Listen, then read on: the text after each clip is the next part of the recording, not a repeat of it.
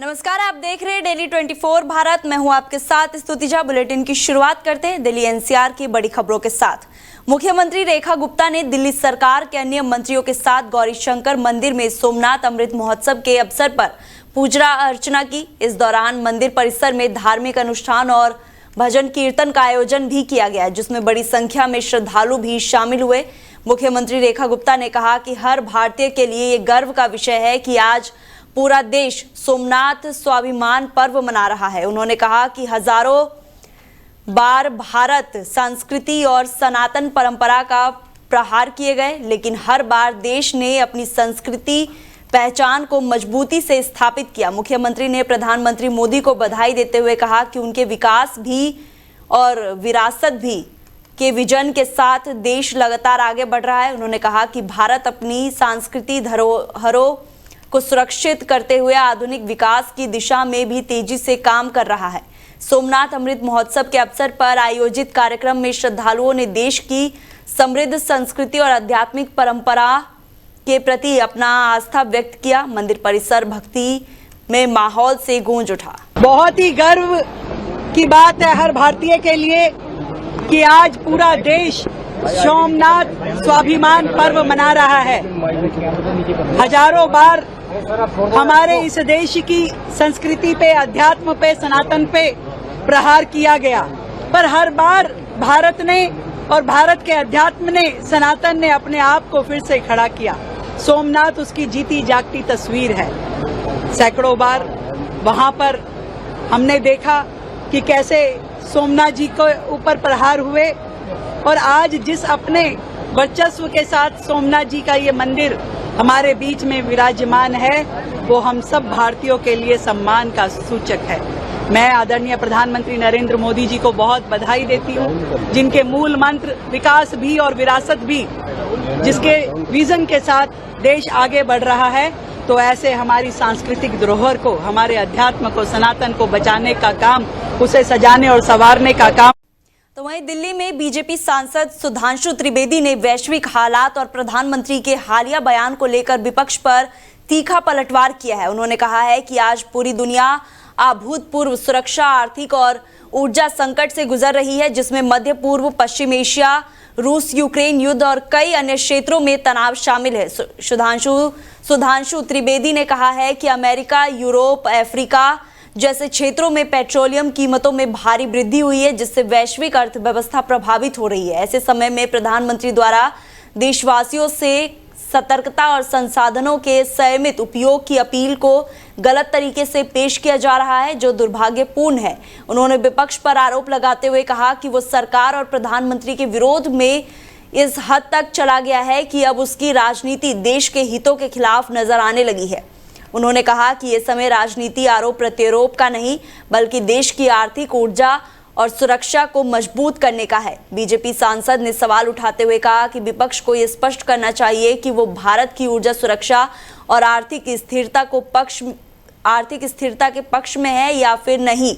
उन्होंने कहा कि सरकार के उद्देश्य देश को वैश्विक संकट से सुरक्षित रखना है और इसी दिशा में सभी को मिलकर काम करना चाहिए। मध्य पूर्व, पश्चिमी एशिया सीधे युद्ध में है। यूरोप, यूक्रेन और रूस का युद्ध वर्षों से चल रहा है। इजराइल और गाजा का युद्ध और अमेरिका और ईरान का युद्ध एक बहुत चुनौतीपूर्ण परिस्थितियों पूर्ण विश्व को ले जा रहा है। यहां तक कि थाईलैंड और कंबोडिया जैसे देशों की सीमा पर भी तनाव है, तो ताइवान पर भी तनाव की जब तक समाचार आते रहते हैं। ऐसे अभूतपूर्व संकट के समय में जब सारे विश्व के सामने सुरक्षा का ही संकट नहीं है, बल्कि आर्थिक और ऊर्जा की सुरक्षा का भी संकट उत्पन्न हुआ है। आज वस्तुस्थिति यह है कि पेट्रोलियम प्राइसेस के जो दाम है वो अमेरिका में 20 से लेकर 40%, यूरोप में 20 से 40%, अफ्रीकन कंट्रीज में तो 60% तक बढ़े हैं। आज की डेट में भी कैलिफोर्निया में भारत मुद्रा के हिसाब से 140 रुपए का 1 लीटर पेट्रोल मिल रहा है। और उस समय यदि माननीय प्रधानमंत्री जी ने हमारे सभी देश के नागरिकों के भविष्य को ध्यान में रखकर एक सजगता, सतर्कता और सावधानी रखने का आह्वान किया है, यह हम सबके भविष्य की आर्थिक सुरक्षा और ऊर्जा सुरक्षा के लिए आवश्यक है। इस पर विपक्ष का यह आरोप बहुत दुखद और दुर्भाग्यपूर्ण है। इस वैश्विक संकट के समय में विपक्ष को अपनी विद्वेषपूर्ण राजनीति से बाज आना चाहिए। तो वहीं दिल्ली मेट्रो के लिए केबल चोर अब बड़ी चुनौती बनते जा रहे हैं। लगातार हो रही केबल चोरी की घटनाओं से मेट्रो संचालन और यात्रियों की सुरक्षा दोनों प्रभावित हो रही है। दिल्ली पुलिस की मेट्रो यूनिट ने हाल ही में किए गए एक सर्वे में ऐसे 13 संवेदनशील रूट चिन्हित किए हैं जहां केबल चोरी का खतरा सबसे ज्यादा पाया गया है। इनमें एयरपोर्ट एक्सप्रेस लाइन और धोला कुआं से शिवाजी स्टेडियम, कुतुब मीनार से सुल्तानपुर डिपो, मुकुंदपुर डिपो और मंजलिस पार्क, ESI से पंजाबी बाग, शकरपुर से नेताजी सुभाष चंद्र पैलेस, कीर्ति नगर से रमेश नगर और वेलकम से मौजपुर और गोकुलपुरी से जोहरी इनक्लेव जैसे कई रूट शामिल है। पुलिस के मुताबिक इन इलाकों में सुरक्षा व्यवस्था और रखरखाव में कई खामियां मिली हैं।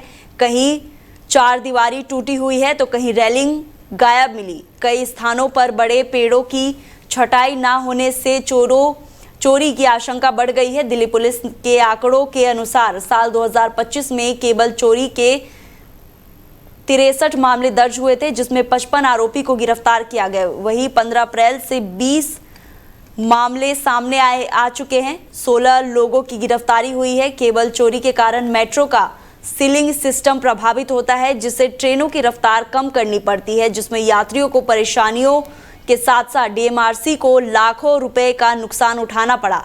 घटनाओं को रोकने के लिए DMRC अब संवेदनशील इलाकों में केबलों को सीमेंट से कवर करने और एंटी थेफ्ट क्लेप लगाने, CCTV निगरानी बढ़ाने और संयुक्त गश्त तेज करने जैसे कदम उठा रहा है। तो वहीं बुलंदशहर में डिस्ट्रिक्ट बार परिसर में उस वक्त तनाव का केंद्र बन गया जब चैम्बर पर कब्जे को लेकर दो पक्ष आमने सामने आ गए। विवाद इतना बढ़ गया कि बात फायरिंग तक पहुंच गई। गोली लगने से वरिष्ठ वकील इमामुद्दीन एडवोकेट और उनका एक रिश्तेदार घायल हो गए। दोनों घायलों को तुरंत अस्पताल में भर्ती कराया गया, जहां उनका इलाज जारी है। बताया जा रहा है कि ये पूरा विवाद एक चैम्बर के ताले को तोड़ने को लेकर हुआ था। जानकारी के मुताबिक मृतक वकील सलीम अख्तर की पत्नी ने विधिक प्रक्रिया पूरी करने के बाद उस वक्त उक्त चैम्बर इमामुद्दीन एडवोकेट के नाम का अलर्ट कराया था। इसी को लेकर विवाद खड़ा हो गया और देखते ही देखते बार परिसर में अफरा तफरी मच गई। घटना की सूचना मिलते ही पुलिस मौके पर पहुंची और हालात को नियंत्रण में किया। पुलिस का कहना है कि तहरीर के आधार पर मामले की जांच शुरू कर दी गई है और आरोपियों की पहचान की जा रही है। घायल वकील इमामुद्दीन कांग्रेस जिला अध्यक्ष के पिता बताए जा रहे हैं। बार परिसर में हुई इस फायरिंग की घटना के बाद वकीलों में भारी आक्रोश और दहशत का माहौल है। तो वहीं मुजफ्फरनगर पुलिस ने ऑपरेशन सवेरे के तहत बड़ी कार्रवाई करते हुए नशे के अवैध कारोबार का भांडाफोड़ किया है। खालापार थाना पुलिस ने इस अभियान के दौरान 6 नशा तस्करों को गिरफ्तार किया है। पुलिस की इस कार्रवाई से इलाके में हड़कंप मच गया है। पुलिस ने आरोपियों के कब्जे से नशीली दवाइयों के 22 कार्टून बरामद किए हैं।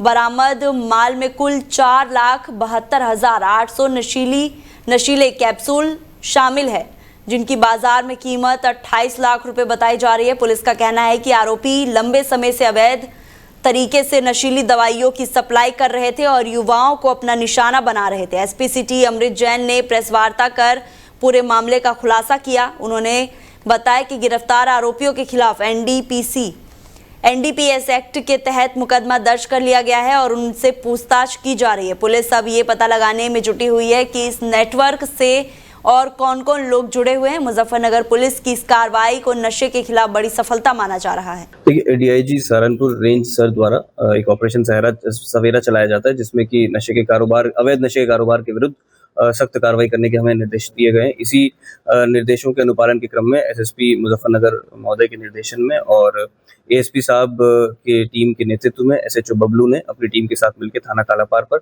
एक बड़ी कार्रवाई अवैध नशे के खिलाफ सुनिश्चित की है, जिसमें कि आज हमने 4,72,800 कैप्सूल जो कि स्मार्टमोर कंपनी के हैं, जो कि ट्रामाडोल सॉल्ट से प्रोमिनेंट जिसमें सॉल्ट होता है, इसके हमने 4,72,800 कैप्सूल सीज किए हैं, जिनका जो वेट है वो 266 किलो है और जिसकी अनुमानित लागत लगभग 40 लाख रुपए इस मार्केट में।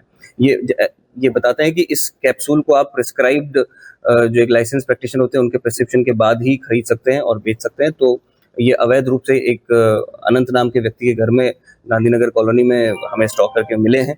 तो इस पूरे गैंग के तहत आज हमने 6 लोगों को गिरफ्तार किया, जिनके कब्जे से ये सभी कैप्सूल बरामद हुए हैं।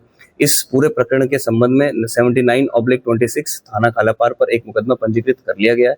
इन 6 के 6 अभियुक्तों को गिरफ्तार कर माननीय न्यायालय के समक्ष पेश किया जा रहा है और आगे भी इसमें जो पूरी चेन है, जिसका बैकवर्ड लिंकेजेस जहां तक भी होगा, जितने भी इसमें वांछित होंगे सभी को गिरफ्तार कर सभी के विरुद्ध कड़ी से कड़ी कार्रवाई। वहीं नोएडा के सेक्टर 63 थाना क्षेत्र स्थित इलेक्ट्रॉनिक सिटी मेट्रो स्टेशन के पास एक व्यक्ति का शव संदिग्ध परिस्थितियों में मिलने से इलाके में सनसनी फैल गई। घटना सुबह करीब 6 बजे की बताई जा रही है। सूचना मिलते ही पुलिस मौके पर पहुंची और जांच शुरू कर दी है।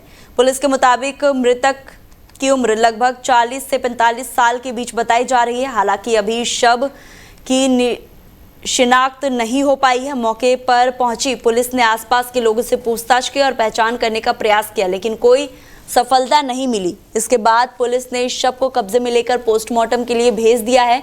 शुरुआती जांच में मौत के कारण स्पष्ट नहीं हो सकी है, जिसके चलते पुलिस हर पहलू को ध्यान में रखते हुए जांच कर रही है। आसपास लगे सीसीटीवी कैमरों की फुटेज भी खंगाले जा रहे हैं ताकि घटना से जुड़ी कोई अहम जानकारी मिल सके। फिलहाल पुलिस मृतक की पहचान कराने और मौत के सही कारणों का पता लगाने में जुटी हुई है। घटना के बाद इलाके में तरह तरह की चर्चाएं जारी है।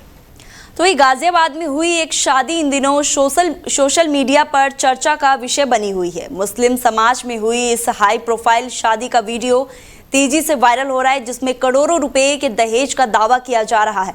जानकारी के मुताबिक दिल्ली के खजूरी खास इलाके में रहने वाले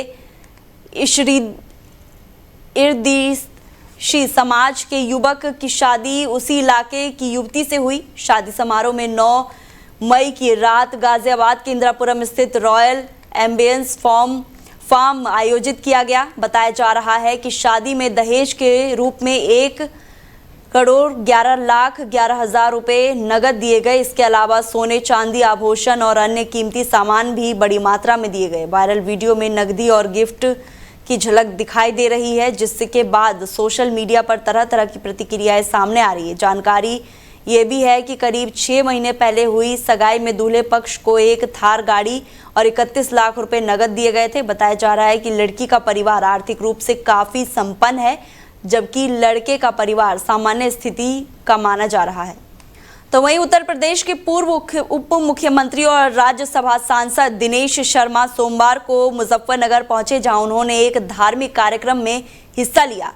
इस दौरान मीडिया से बातचीत करते हुए उन्होंने विपक्ष समाजवादी पार्टी और पश्चिम बंगाल की मुख्यमंत्री ममता बनर्जी पर जमकर निशाना साधा। दिनेश शर्मा ने दावा किया है कि आगामी उत्तर प्रदेश विधानसभा चुनाव में भारतीय जनता पार्टी 3/4 से ज्यादा बहुमत के साथ सरकार बनाएगी। उन्होंने कहा कि चुनाव परिणाम आने के बाद ममता बनर्जी को समाजवादी पार्टी कार्यालय पहुंचकर दुख प्रकट करने का अवसर मिलेगा। सपा प्रमुख अखिलेश यादव द्वारा मंत्रिमंडल विस्तार पर किए गए कटाक्ष पर जवाब देते हुए दिनेश शर्मा ने कहा कि अब जग में होगा बीजेपी का नाम। वहीं बंगाल चुनाव में केंद्रीय बलों की तैनाती को लेकर अखिलेश यादव के बयान पर उन्होंने कहा कि सेंट्रल फोर्स किसी पार्टी की नहीं बल्कि देश की सुरक्षा व्यवस्था का हिस्सा है।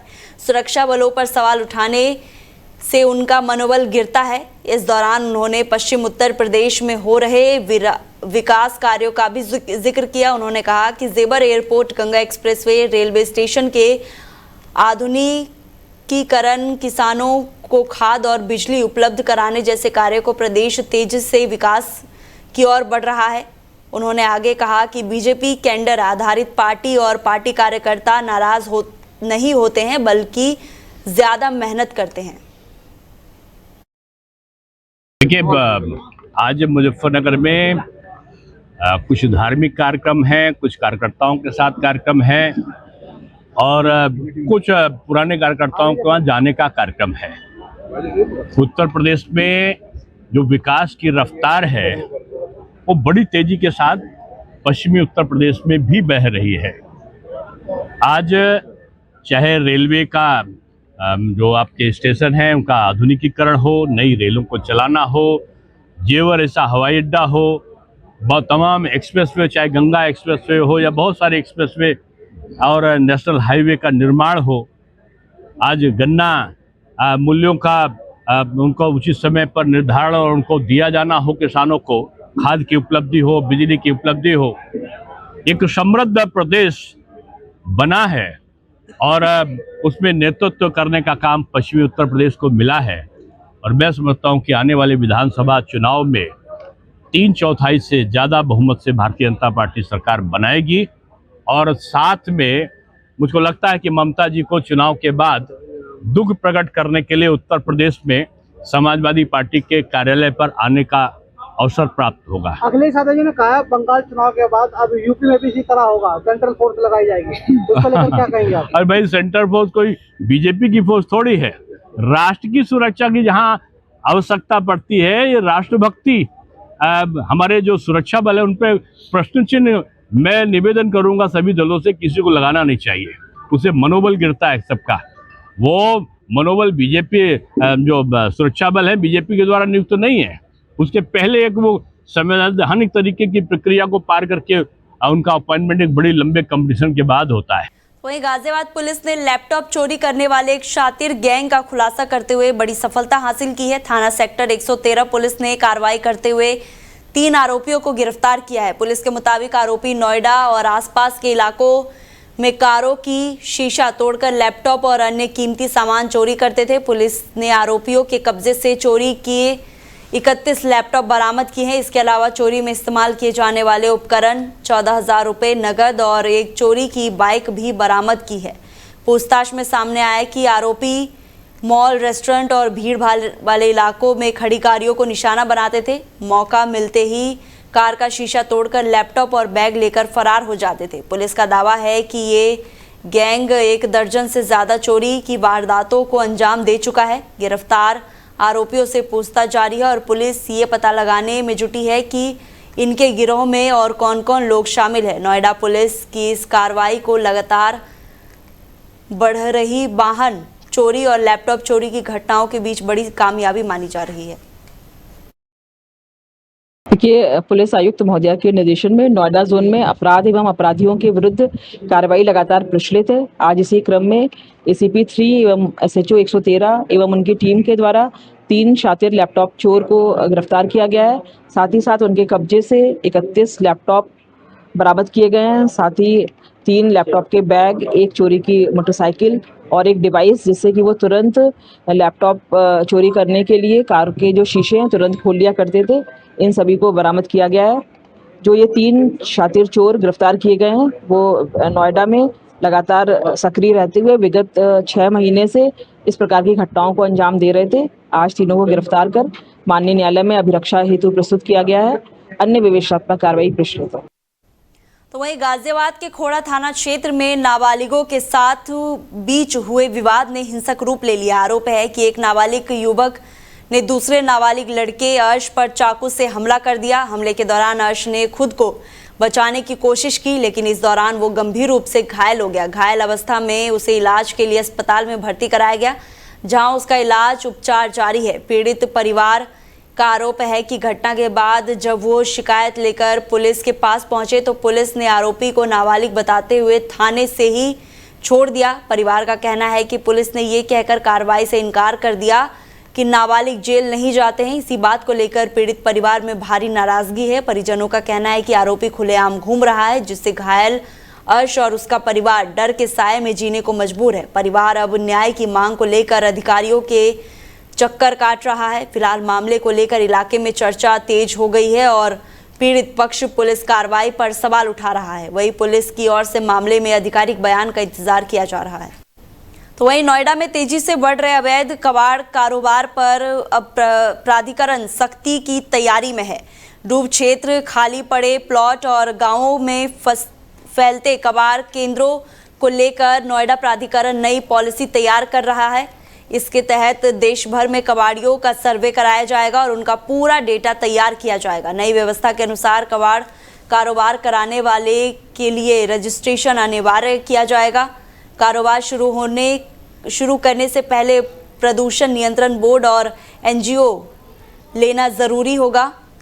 लेना जरूरी होगा। साथ ही संचालकों का पुलिस वेरिफिकेशन भी कराया जाएगा। बिना रजिस्ट्रेशन के कारोबार करने वालों के खिलाफ कार्रवाई की जाएगी। प्राधिकरण का फोकस खासतौर पर उन अवैध कबाड़ केंद्रों पर है जो खाली भूखंडों, डूब क्षेत्र और गांवों में अतिक्रमण कर संचालित हो रहे हैं। अधिकारियों का कहना है कि इन कबाड़ केंद्रों से प्रदूषण, अवैध कब्जे और सुरक्षा संबंधी समस्याएं बढ़ रही है। नोएडा प्राधिकरण के ओएसडी इंदु प्रकाश सिंह ने बताया है कि इस पूरे मामले को लेकर एक विशेष कमेटी गठित की जाएगी जो सर्वे कर रिपोर्ट तैयार करेगी। इसके बाद नियमों के तहत आगे की कार्रवाई की जाएगी। प्राधिकरण की इस तैयारी के बाद शहर में अवैध कबाड़ कारोबार चलाने वालों में हड़कंप मच गया है। मुख्य कार्यपालक अधिकारी महोदय के समक्ष समस्या रखी गई थी कि नोएडा में बहुत तेजी से जो है कबाड़ियों का विस्तार होता जा रहा है और तमाम लोग अपनी ज़मीनों को जैसे डूब क्षेत्र वगैरह में स्पेशली उनको किराए पे देते जा रहे हैं।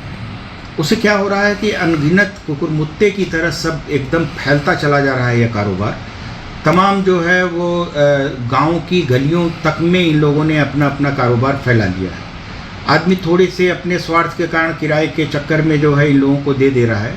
उसका जो सिक्योरिटी का डर है वो किसी को समझ में अभी बात नहीं आ रही थी।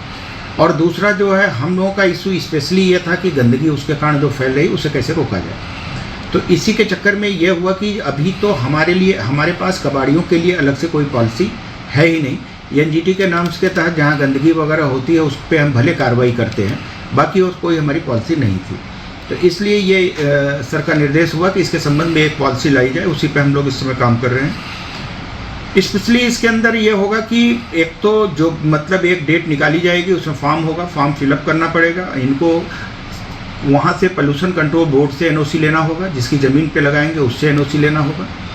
और उसके बाद जो भी हमारे यहाँ कमेटी बनेगी वो कमेटी उनका वो करेगी और जो चयनित होंगे उसको मुख्य कार्यपालक अधिकारी महोदय के स्तर से उसको स्वीकृत किया जाएगा। तो उससे ये फ़ायदा होगा कि हमारे पास जो भी यहाँ के रिकॉर्डेड कबाड़ी हैं उनका एक अच्छा रिकॉर्ड रहेगा। जो लोग रिकॉर्ड में नहीं आएंगे, जिनका पुलिस वेरिफिकेशन वगैरह नहीं हुआ होगा, उनको हम सीधे से हटा सकते हैं फिर कि भाई तुम रजिस्टर्ड नहीं हो, यहाँ काम नहीं कर सकते हो। दूसरी चीज़ कि जितनी हमारी सोसाइटीज़ हैं या जितनी हमारी कंपनियां हैं उनको अपना जो कबाड़ किसी न किसी को देना होता है। अभी वो अनऑथराइज जो भी लोग आ रहे हैं ले रहे हैं और कहीं भी ले जाकर फेंक दे रहे हैं। तो ऐसे क्या होगा कि एक रिकॉर्ड होगा कि इस कंपनी से फला ले रहा है। अगर उसका कहीं सड़क पे हमको मिलता है, कोई बात होती है, तो संबंधित के विरुद्ध हम तत्काल कार्रवाई कर देंगे। तो फिलहाल बुलेटिन में इतना ही। आप देखते रहिए डेली 24 भारत। नमस्कार।